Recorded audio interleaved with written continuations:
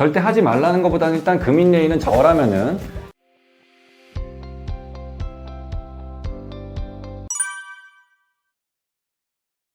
인터넷에서도 뭐 이렇게 치과 얘기 나오면은 항상 그런 얘기 해. 야, 왜 치과마다 뭐 가격이 달라? 참 이상하다. 근데 사실 좀 생각해보면 너무 당연한 거죠. 뭐 여러분들 그렇잖아요. 뭐 힘을 쓰고 어디 좋은 대학 가려고 하는 게 자기 좀 속된 말로 이제 몸값을 올리고 싶은 거잖아요. 예, 자기의 어떤 꿈을 이루는 것도 중요하긴 하지만은 치과 의사들도 뭐 좋은 대학에 가려고 노력을 되게 많이 했고, 또 이제 각자 그 대학에서 교수님들이 가르칠 때는 다 같이 비슷하게 공부를 하죠. 뭐 성적, 시험 어떤 기준들이 있으니까 이제 졸업을 하고 나서는 각자 보는 방향들이 조금씩 달라져요. 예를 들면 치과도 뭐 보철과, 보정과, 치주과, 뭐 구강외과, 방사선과 여러 가지 과가 나누거든요. 그 과별로 또 선생님들이 각자 전문적인 지식이 있기 때문에 각자 보는 방향도 다르고요. 또 설사 저 같은 경우는 이제 수련을 받지 않았어요. 제네럴 덴티스트라고 얘기하는데 일반적인 치과 의사인 거죠. 졸업만 한. 저 같은 경우는 이런 환자들도 보고 저런 환자들도 보고 다양한 유형을 보다 보면 또 저 나름대로도 생각을 하게 되고요.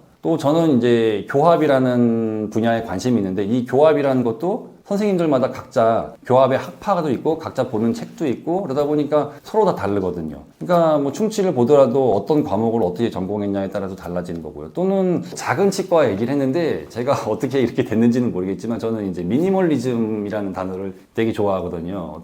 최소로 하는 거예요. 그러다 보니까 그게 이제 제가 살아온 환경이 그랬던 것 같아요. 아무래도 뭔가 좀 이렇게 좀 줄이고, 예, 가볍게 사는 거 그런 거 되게 좋아하다 보니까 치료조차도 어떻게 보면은 간단하게 하려고 노력을 많이 했었던 것 같아요. 그러다 보니 저 같은 치과 의사도 있게 되는 거고, 또 뭐 다른 선생님들은 뭐 이제 어떤 완벽함을 추구한다든지 그러다 보면 또 그런 스타일로 치료를 하게 되는 거고요. 그리고 뭐 마지막으로 현실적인 문제는 각자 뭐 임대료도 다르고 직원 수도 다르고 병원 운영 스타일도 다 다르니까 그거는 안타깝지만 다 다를 수밖에 없어요. 그래서 여러분들이 잘 치사 선택해서 치과를 갈 수밖에 없는 거죠.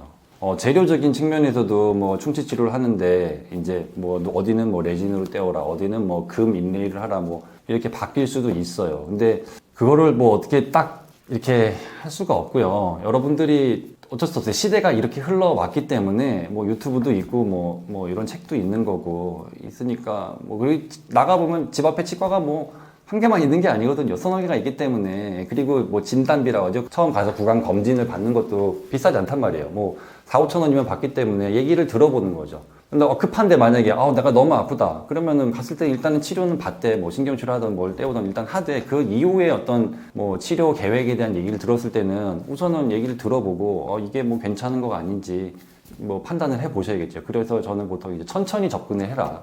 그런 게 좀 혼란스러우실 때는.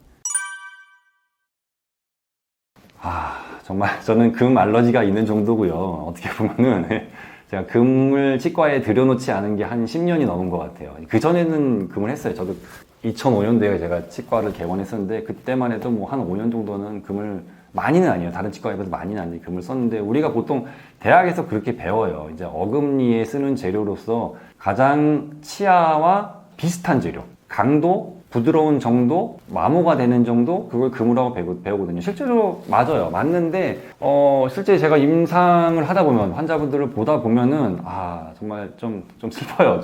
너무 슬퍼요. 금이 이제 문제가 좀 있어요. 예를 들면 충치가 좀 많이 심하지 않아도, 여러분들 그거 판단하기 좀 어려울 텐데, 치과 가서 카메라로 찍어서, 뭐 엑스레이 찍어서 보여주면은 이제, 충치가 몇 개가 있다 해서 이제 치료를 받게 되면은, 여기 보여주면서 금을 여러 개 할 때가 있거든요.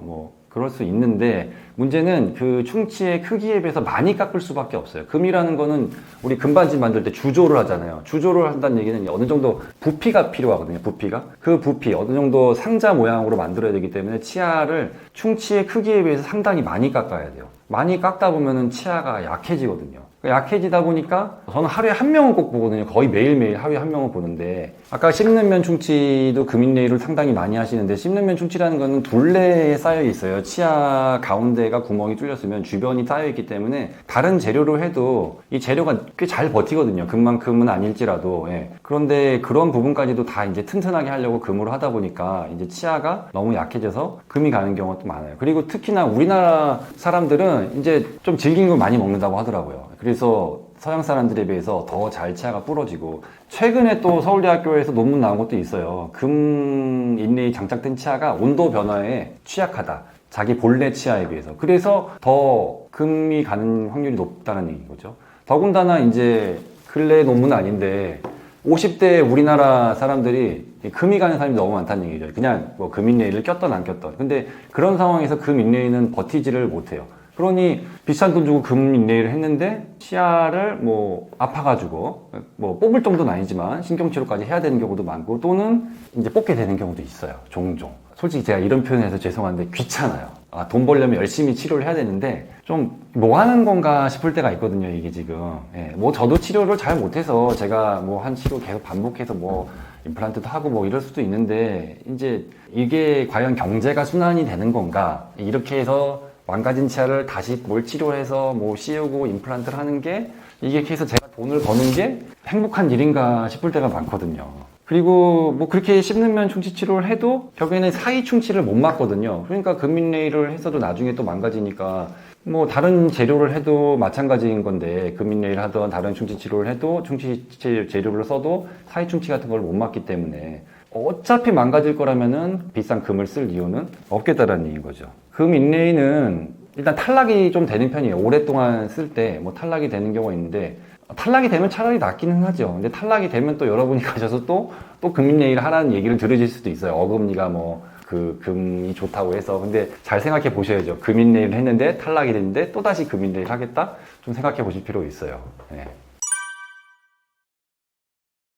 저랑 다른 치과 선생님들이랑도 비슷한 얘기인데요.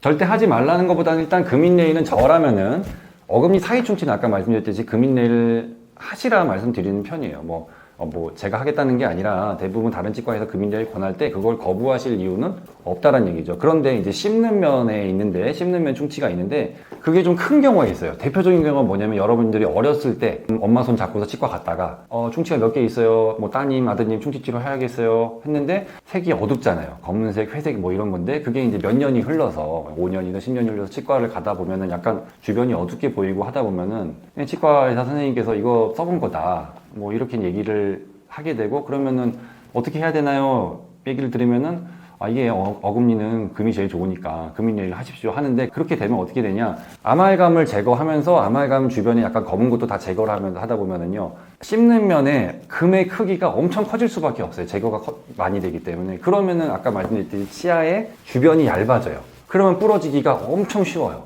그러니까 씹는 면에 큰 금인레이를 넣는 건 오히려 좋진 않고요. 저 같은 경우는 이제 오히려 레진을 해요. 레진.